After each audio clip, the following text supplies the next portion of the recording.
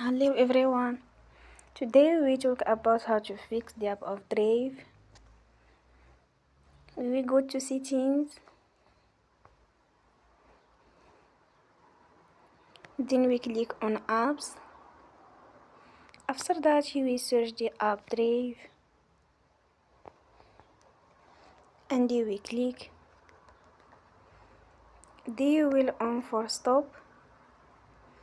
After that we go to storage.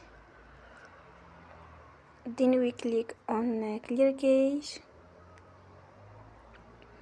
In the end, turn your phone and you will recharge your phone again.